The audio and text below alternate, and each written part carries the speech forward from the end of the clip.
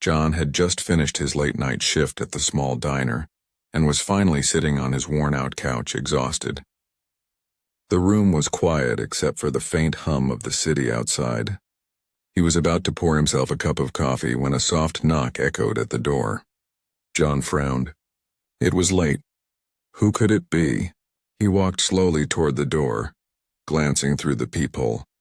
At first he saw nothing unusual, just the dimly lit hallway, but then in the shadow of the light he noticed a small figure.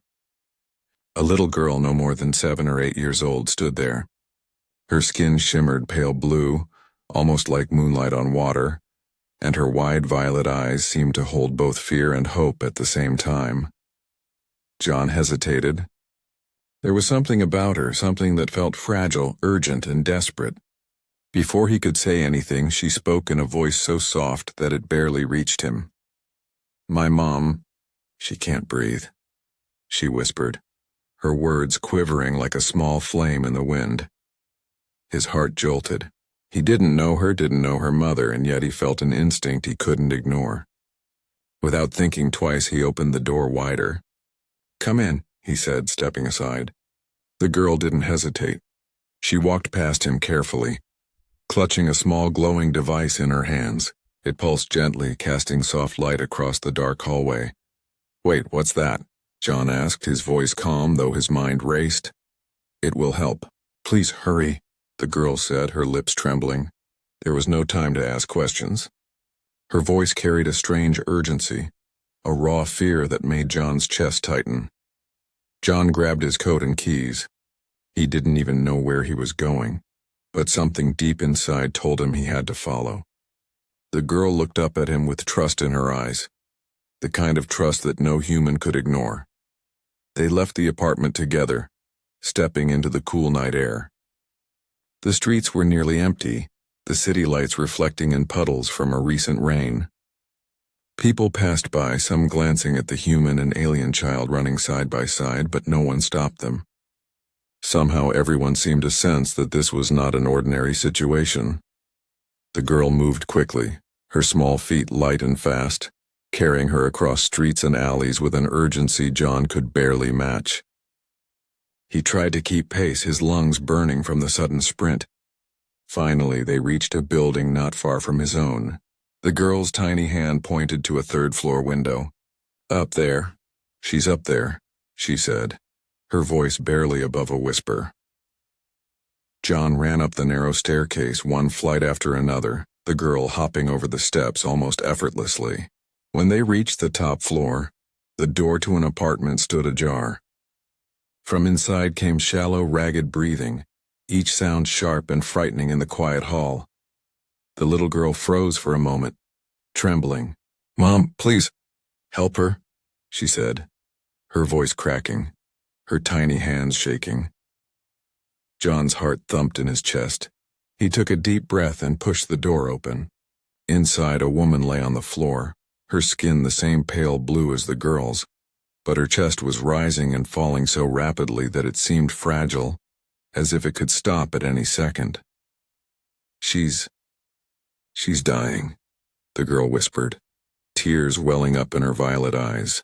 John felt a pang of fear and responsibility like nothing he had ever known. He didn't even know her name, but already he would do anything to help. He bent down, checking her pulse. It was fast, too fast, but there was life. The girl held out the glowing device to him, trembling. "Put it here, on her chest." "Please," she begged. John didn't hesitate. He pressed the device against the woman's chest, feeling warmth and energy pulse through his fingers. The room was silent except for the woman's uneven breathing and the hum of the device. For a moment, everything felt suspended. Time itself seemed to hold its breath. The girl clutched his arm, looking up at him with hope and fear mixed together. "Please, she can't die," she whispered, her voice breaking. John swallowed hard, his own fear rising, but also a fierce determination. "I won't let her," he said quietly, almost to himself. He held the device in place, hoping it would be enough. Outside, the city continued to hum, indifferent to the small drama unfolding on the third floor of a dimly lit building. But inside, the lives of a human, A little alien girl and her mother were about to change forever. The room smelled faintly of antiseptic and something sweet, like flowers. But John hardly noticed. His eyes were fixed on the woman lying on the floor. She gasped for air, her chest rising and falling so quickly that John feared it might stop at any second. The little girl, Lyra, knelt beside her mother, her small hand shaking as she clutched the woman's arm. Mom, please don't leave me," she whispered, her voice trembling with fear. Her violet eyes glimmered with tears, and John could feel the desperation radiating from her. He pressed the glowing device harder against the woman's chest. It hummed softly, sending warmth through his fingers. Slowly he noticed the woman's breathing stabilizing just a little, enough to give them hope, but only a little. The hum of the device filled the silence, almost like a heartbeat connecting all three of them. She's not going to make it on her own," Lyra whispered, her voice breaking. John looked at her and something inside him hardened. He couldn't let this happen. Not tonight. Not on his watch. "We'll get her through this," he said firmly, though his own heart raced with fear. Lyra's small hand gripped his sleeve. "Promise?" she asked, her voice tiny but full of urgency. "I promise," John replied, trying to sound confident. He had no idea how he would keep that promise, but he had to. He could not let this little girl lose her mother, not when she had nowhere else to turn. Time seemed to stretch. Each second felt heavy, charged with tension. The woman's chest moved more steadily now, and John could see faint color returning to her face. Her blue skin slowly turned a warmer shade of pale, almost human. He wondered what had caused her condition. What kind of illness could bring someone to this point? But there was no time for questions. Action was the only thing that mattered. Lyra looked at John with wide eyes, her fear mixing with a fragile hope. You're helping her," she whispered. John nodded, his throat tight. "We're helping her. Together." Suddenly the woman coughed sharply, and John instinctively steadied her. He held the device in place, pressing it gently, feeling a strange pulse that seemed almost alive. It was as if the device was speaking directly to the woman's body, urging her to keep fighting. Lyra's hands trembled as she wiped her tears. I didn't know who else to call," she said quietly, her small voice carrying the weight of the entire universe. John felt a pang in his chest. Here was a little girl who had traveled across the stars alone with her mother, and now she had found a human willing to help, and he was that human. John thought of his own life, of the nights he spent alone, of the endless routine of work and sleep. Nothing had ever felt as important as this moment. Saving this mother, protecting this child, it was more than responsibility. It was a calling. The woman's breathing began to slow, returning to something closer to normal. John let out a shaky breath, feeling a mix of relief and exhaustion, but he knew the danger wasn't over. One wrong move, 1 second of hesitation, and they could lose her again. "We need to get her somewhere safe," John said. His mind raced. Hospitals, doctors, earthly medicine might not be enough. But the device in his hand seemed to hold the answer, at least for now. Lyra nodded, clutching her mother's hand. "Please, don't leave us," she said. Her voice was almost a whisper, but John heard every word, and they cut deep into him. He felt an overwhelming surge of determination. "I'm not going anywhere," he said. "I'll make sure she's okay." For the first time, Lyra allowed herself a small smile. Her violet eyes sparkled with a mixture of relief and trust. John realized something profound. This little alien girl, so brave despite her fear, had placed her life and her mother's in his hands. And somehow he knew he wouldn't fail them. Outside, the city continued to sleep under the night sky, unaware of the struggle taking place in a small apartment. But inside, human courage and alien fragility intertwined, forming a bond stronger than fear, stronger than darkness. And in that bond, hope flickered, small, fragile, but unbreakable. John stayed on his knees beside Solara, the little glowing device still pressed against her chest. Each shallow breath she took felt like a small victory, but he knew it was temporary. He could see the fear in Lyra's eyes, the way she clutched her mother's hand as if letting go would mean losing her forever. "She's still weak," John said softly, more to himself than to Lyra. He could feel the woman's pulse under his fingers, rapid, uneven like a drum beating out a warning. He adjusted the device, pressing it gently yet firmly. The soft hum filled the room, a lifeline in the darkness. "Is she going to be okay?" Lyra asked, her voice barely above a whisper. John looked into her wide violet eyes and felt a pang of something he couldn't describe, an urge to protect her at all costs. "I don't know yet," he admitted honestly. "But I'm not leaving." "Not until she's safe." Solara coughed violently, her chest heaving. John instinctively steadied her, feeling her small frame tremble against his hands. The device glowed brighter, pulsing in a rhythm that seemed almost alive, almost as if it were communicating with her body. Lyra's tears fell freely now. I can't lose her," she sobbed. "I can't." John gently lifted her small hands, holding them together with his. "You won't," he said firmly. "She's not leaving. We're going to fight this, okay? Together." The woman's breathing grew more labored, each inhale sounding like a struggle against an invisible weight. John knew that without help, she wouldn't last much longer. He looked around the small apartment, thinking frantically. Medicine? He didn't know what she needed exactly. She wasn't human, and Earth doctors wouldn't understand her biology. The glowing device was their only chance. I think it's stabilizing her," John said cautiously, feeling a small hope bloom in his chest. He adjusted the device again, noticing a slight change in her breathing pattern. It was still fragile, but it was there. A rhythm, a life, a chance. Lyra leaned closer to her mother, whispering words he couldn't understand, but her voice was full of love and desperation. John watched, struck by the pure bond between them.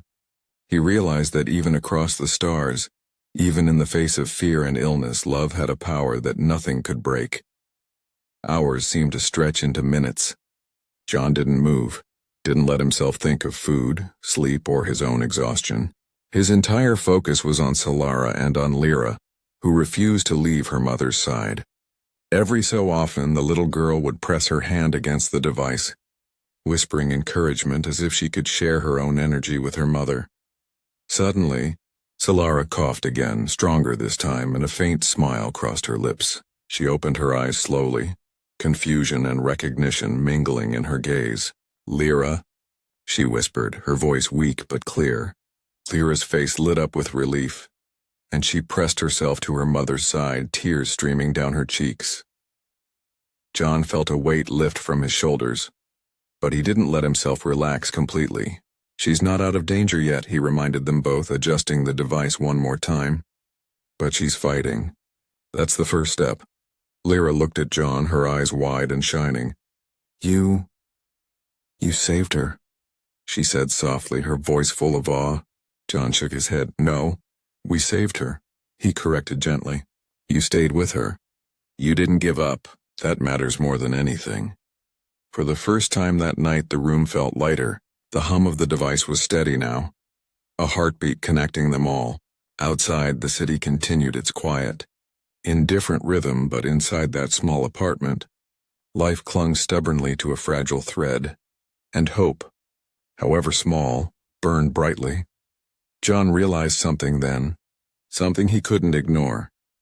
Being human was more than survival, more than routine or comfort. It was moments like this, when fear met courage, when love met desperation, that showed the true meaning of humanity. And in that tiny, dimly lit room, with a little alien girl clinging to her mother and a human man refusing to leave, hope was no longer fragile. It was alive. Solara lay on the floor, her breathing slowly returning to a steadier rhythm. The little device in John's hands pulsed softly, bathing the room in a gentle glow. For the first time since the night began, a flicker of hope entered the apartment. Lyra stayed close to her mother, holding her hand as though it were the only anchor keeping her in place. Her violet eyes, still wet with tears, shone with relief. It's working," she whispered, her voice small but filled with wonder. John gave her a reassuring nod, though he knew better than to let himself relax completely. She's stable, for now, he said quietly, pressing the device gently against Solara's chest. Every pulse from it seemed to synchronize with her breathing, as if it were guiding her body back to life. John marveled at the technology, or maybe it wasn't just technology. It felt alive, like it understood the urgency of the moment, like it wanted her to survive. Lyra's small hands clutched his sleeve. "Thank you for helping her," she said softly. Her words were simple, but the emotion behind them pierced John's heart. He felt a warmth he hadn't known in years, a purpose beyond his lonely life of work and routine. "You're the brave one," John said gently, kneeling beside her. "You didn't give up on her. You stayed even when it was scary. That's what kept her alive." The little girl looked down, tears slipping from her eyes. "I was so scared. I didn't know what to do," she admitted. Her voice was trembling, but it carried a quiet strength. John smiled softly. "That's okay. You did what you could, and sometimes that's all anyone can do." Solara stirred, her eyes fluttering open. She looked weak but alive. Her gaze met John's, and though she could not speak fully yet, her eyes said everything: gratitude, relief, and something deeper. A silent recognition that this human had given her life another chance. John helped her sit up slowly, supporting her with careful hands. The little device continued to hum, its gentle light filling the room with a warmth that made the fear of moments ago feel distant, though still vivid in memory. Lyra leaned against her mother, her small arms wrapped around Solara's neck. "Mom, you're okay?" she whispered, her voice full of relief and disbelief. John felt a lump rise in his throat as he watched them. In that moment, he realized that he had witnessed something extraordinary, an unbreakable bond, a love that transcended species and a human's choice to act when it mattered most. "You both need rest," John said gently, "and we need to think about what comes next. You can't stay here like this forever." Lyra nodded, understanding more than her years should have allowed. We just want to be safe," she said softly. John's mind raced with solutions, but one thing was clear. They were not alone anymore. He would help them, protect them, and make sure they had a chance to live in peace. It wasn't about reward or recognition. It was simply the right thing to do. For a few quiet moments, they just sat together, the hum of the device blending with the steady rhythm of Solara's breathing. Outside, the city slept, unaware of the miracle happening in a small, dim apartment. Inside, hope had returned, fragile but unyielding, like a candle flickering against the darkness. John looked at Lyra, then at Solara, and realized something important. Humanity wasn't just about surviving, earning, or fighting. It was about compassion, courage, and connection. The choice to step forward when someone needed help, even if you didn't fully understand the stakes. And tonight, in that small apartment, humanity had shown, not in grand gestures or heroics, but in the simple act of choosing to care, to act, and to give hope a chance. Lyra leaned against her mother, exhausted but relieved, and John watched them, quietly proud. He knew this was only the beginning of their journey, but for the first time that night, he allowed himself to believe that everything might just be okay. The next morning, sunlight spilled through the thin curtains, casting soft light across the small apartment. Solara was sitting on the couch, wrapped in a blanket, looking pale but alive. Lyra was beside her, brushing a stray strand of violet hair from her face, her eyes still wide with a mix of worry and relief. John stood quietly in the doorway, watching them. He felt a strange warmth in his chest. He had never thought of himself as a hero, but last night had changed him. Something about the fear, the desperation, and the relief had stirred something deep inside him, something he didn't want to let go. "You should sit," Solara said softly, her voice still weak. John shook his head. "No, I'll stand. You need rest." He smiled faintly, though his heart ached at the sight of her fragile form. Solara gave a small nod, understanding, and turned to Lyra. "Thank you, my little one," she whispered, "for finding him, for bringing hope." Lyra looked down, blushing slightly. I just wanted to help," she said softly, her small fingers entwined with her mother's. John knelt beside them, resting his hand gently on Solara's arm. "You both are stronger than you know," he said quietly, "and I'm just glad I could be here."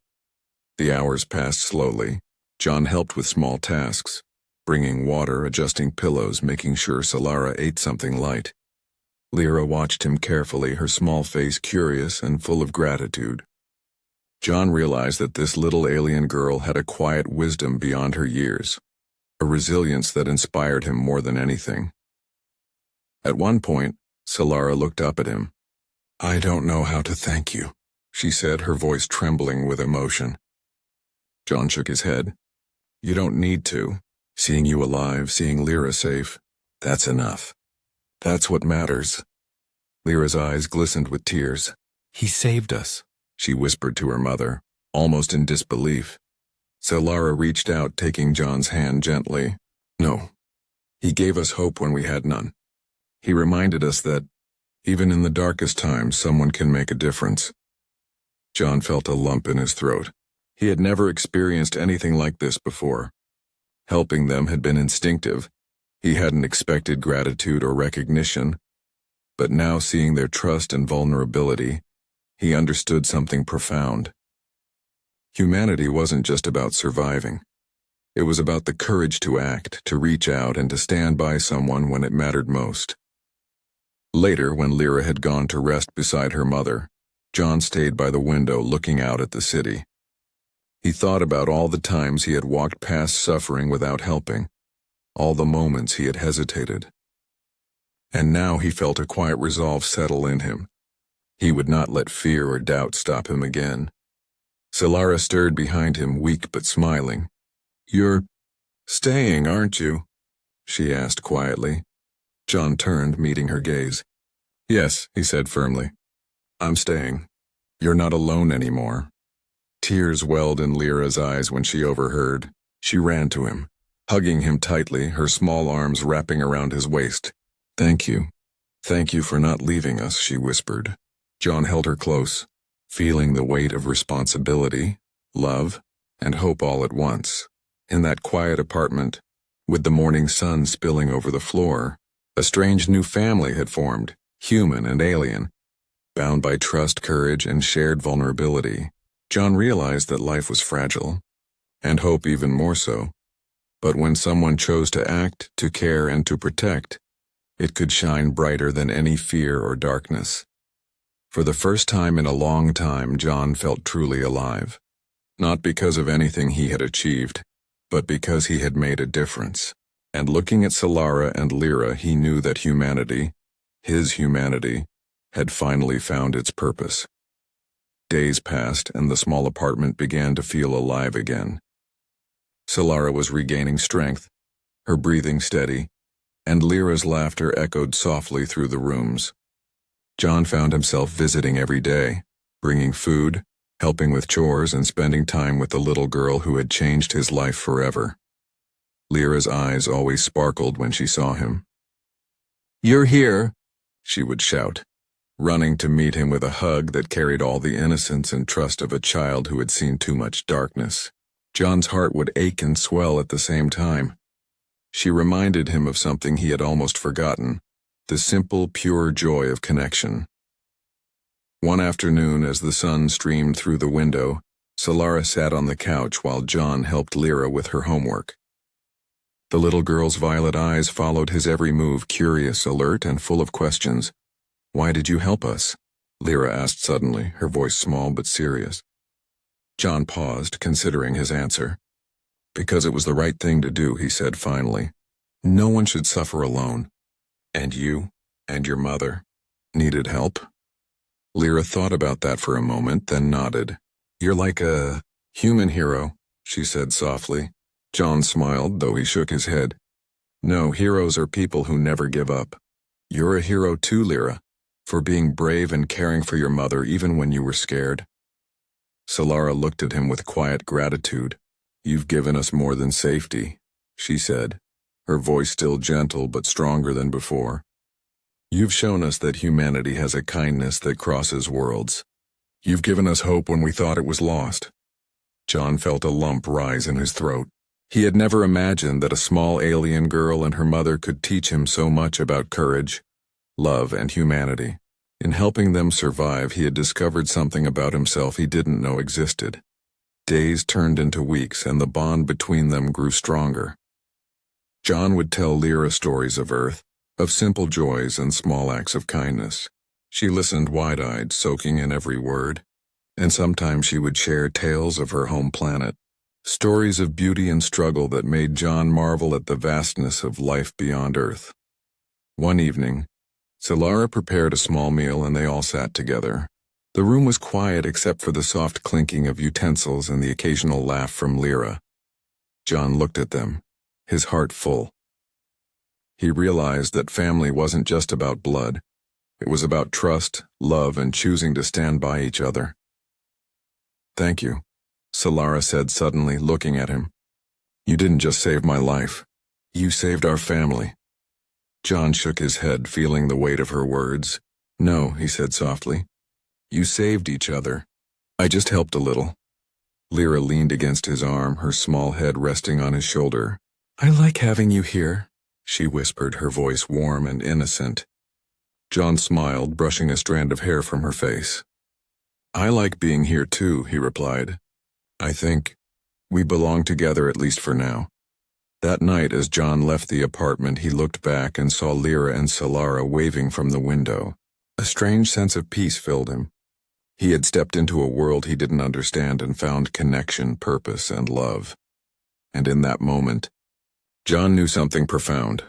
Humanity's true power wasn't in technology, strength, or dominance. It was in compassion, in the courage to act, in the ability to care for another being, even one from a different world, and in the bonds we choose to form. In helping Lyra and Solara survive, John had discovered the best of what it meant to be human, and that bond, between human and alien, stranger and family, was stronger than any fear, any distance, or any darkness. Months had passed since that night when John first rushed to help Lyra and her mother. The little apartment, once quiet and tense, now buzzed with warmth and life. Lyra's laughter filled every corner, and Solara moved with a newfound strength, her eyes no longer shadowed by fear. John often found himself sitting quietly in the corner, watching them. He still couldn't believe how much had changed in such a short time. What had begun as a desperate night of fear and uncertainty had grown into something remarkable, an unexpected family, bound not by blood but by trust, love, and the choices they had made for one another. One evening, as the sky glowed with the colors of sunset, Lyra ran to John, her small hands grasping his arm. "Come watch with us," she said eagerly, tugging him toward the balcony. Solara was already there, wrapped in a blanket, her eyes soft with gratitude. The city stretched out before them, but John didn't notice the buildings or lights. All he saw was the family he had found in the most unlikely of ways. "You've given us more than a life," Solara said quietly, looking at him. "You've given us hope, safety, and a chance to believe in kindness again." John felt a lump in his throat. He shook his head, brushing a hand across his face. "No," he said softly. "You gave me something too. You showed me what it means to truly care. To be human, that matters more than anything." Lyra climbed onto the railing, her small frame silhouetted against the fading sun. "I'm glad you stayed," she said simply. "I don't know what we would have done without you." John knelt beside her, holding her close. "I'm not going anywhere," he promised. "You both mean too much to me to leave." For the first time in his life, John felt the weight of purpose settle into him. He had always lived day by day, never imagining he could make such a difference. And yet here he was, having changed the course of two lives, and in return, they had changed his. Solara reached out, her hand resting on John's arm. "You remind us that even in the darkest times there's someone willing to act, Someone who won't turn away, she said softly. Her words carried a power that lingered long after they were spoken, echoing in the quiet of the evening. Lyra leaned against her mother, looking up at John. "You're my hero," she whispered, her voice filled with wonder and certainty. John felt tears sting his eyes. "No," he said quietly, shaking his head. "Heroes are people like you. Brave, caring, and full of love even when it's hard. You've shown me what that really means." The three of them sat there for a long while, watching the sun disappear behind the horizon. The city hummed around them, unaware of the miracle that had taken place in a small apartment. But inside, humanity had shone brighter than any light outside. A human's courage, an alien mother's trust, and a little girl's faith had intertwined to create something extraordinary. John realized then that the true power of being human wasn't strength, money, or skill. It was compassion. It was choosing to act when it mattered most. It was standing up for life, love, and hope even when the odds were against you. And in that quiet moment with Solara and Lyra by his side, he knew he had done exactly that. The little alien girl hugged him tightly again, and he hugged her back. In her trust, her love, and her innocence, he felt the purest reflection of humanity he had ever known. And he knew, without a doubt, that as long as people chose to care, to act, and to hope, humanity would always shine, no matter the darkness, no matter the distance, no matter the stars. And in that tiny apartment, on a quiet evening, under the glowing sky, humanity shone brighter than ever before.